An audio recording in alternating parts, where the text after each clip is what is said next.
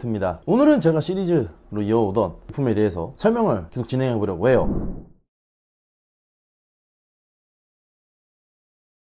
일단 메모리에 대해서 설명을 해보려고 하는데, 보통 CPU 다음에 메인보드 아니야? 라고 생각하시는 분들이 있으실 거예요. 그러나 메인보드는 워낙에 설명해야 될 부분이 많기 때문에 차후에 진행을 하도록 할 거예요. 기본적으로 메모리에도 규격이라는 게 존재를 해요. 어떤 PC 부품이건 다 규격이라는 게 존재를 하는데, 예를 들어서 DDR3, DDR2, DDR4, 곧 나올 DDR5까지, DDR5는 제가 컴덕지를 시작한 2017년대부터 계속 나온다 말만 나오고 있는데, 지금 3년째 4년이 다 돼가도록 아무런 이야기가 없어요.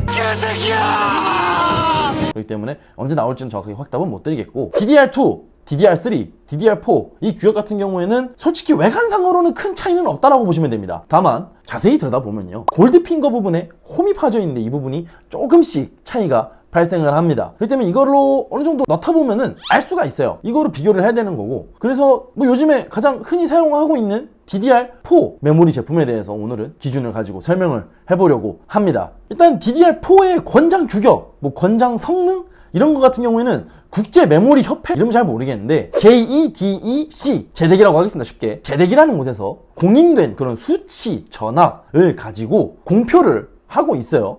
예를 들어서 21,300클럭, 23,400클럭, 25,600클럭 이런 제품들 기준 전압을 1.5V를 기준을 잡고 램 타이밍 값, 흔히 말해서 CL 값이라고 하는 부분인데, 이거를 딱딱 정해줍니다. 그곳에서. 그래서 이 이상의 표준 메모리를 만들 수 없게 만들어 놓은 것이 있어요. 시중에는 근데 이거보다 훨씬 더 CL 값이 낮은 제품들이 존재를 합니다. 예를 들어서 21,300클럭의 표준 규격 CL 값은 19입니다. 근데 이거를 CL16, CL14, CL15 이런 식으로 낮춰서 만든 메모리들이 있어요. 이거 같은 경우에는 XMP 튜닝 메모리라고 해서 약간의 오버클럭이 들어가져 있는 메모리라고 보시면 될 것 같고요. 이거는 삼성이나 이런 데서 만드는 것이 아니라 예를 들어 G스킬, 팀그룹, 혹은 또 어디가 있을까요? 마이크론도 마찬가지죠. 이런 많은 회사들에서 모듈을 받아서 생산을 하고 있다, 그렇게 보시면 될 것 같아요. 근데 이 부분은 오버클럭인 부분이기 때문에 나중에 심화 과정에 있어서 좀 더 설명을 드리도록 하고요. 근데 일단은 표준 규격에 대한 도표를 한번 보고 가실게요. 지금 나와 있는 사진이 제덱에서 공표한 표준 규격의 전압,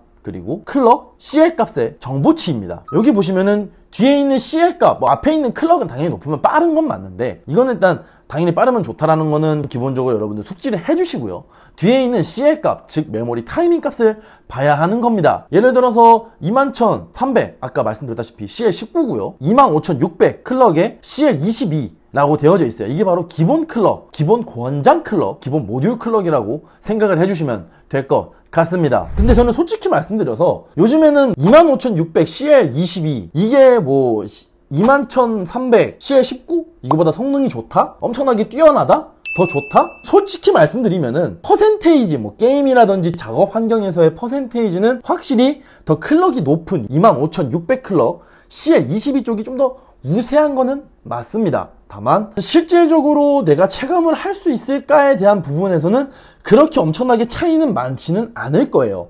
이런 부분은 좀 생각을 해주시는 거를 추천드리고요. 그리고 이것도 마찬가지로 제가 도표를 띄워들어서 여러분들께 보여드리고 있는데, 감귤동네 벤치 정보예요. 이거를 보시게 되면은 수치상으로 표시가 되어져 있어요. 6%에서 7% 내외의 성능 차이가 나는 것을 보실 수 있을 겁니다, 여러분. 그러면은 왜 25,600 클럭 이 제품이 왜 나왔을까? 이게 바로 CPU가 지정하는 권장 메모리 클럭이라는 게 존재를 합니다. 우리가 흔히 알고 있는 21,300 클럭은 2666MHz의 메모리 속도를 뜻하고요. 이거를 곱하기 8을 하면은 21,300이 나올 거예요. 이게 기존 라이젠 1, 2세대 혹은 인텔 8, 9세대 이때까지는 기본 권장 메모리 클럭이었어요. 근데 이게 인텔 같은 경우에는 10세대로 넘어오면서 2933MHz, 즉 23,400 클럭까지 올라오게 됐고요.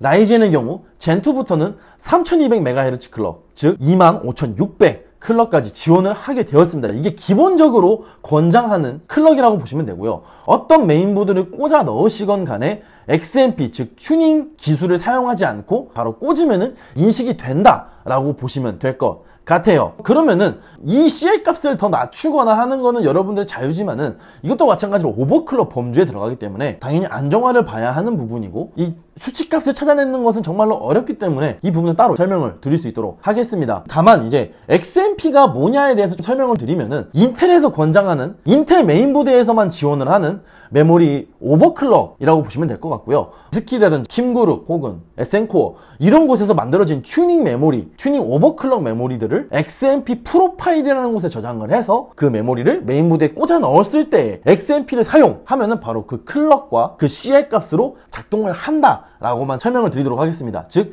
나는 메모리 수동 오버클럭을 할 수 없어, 잘 못해 하시는 분들은 그런 XMP 메모리를 사용해 주시는 것을 추천드리고요. 다만 XMP 메모리는 QVL 즉 메인보드와 메모리 간의 호환성을 체크해야 하기 때문에 꼭 이거를 각 메인보드 제조사 공식 홈페이지와 메모리 제조사 공식 홈페이지에서 확인을 해주시는 것을 추천드리도록 하겠습니다. 오늘 영상은 여기까지고요. 구독과 좋아요, 알람 설정까지 꼭 부탁드리도록 하겠습니다. 여러분 오늘도 시청해주셔서 감사합니다.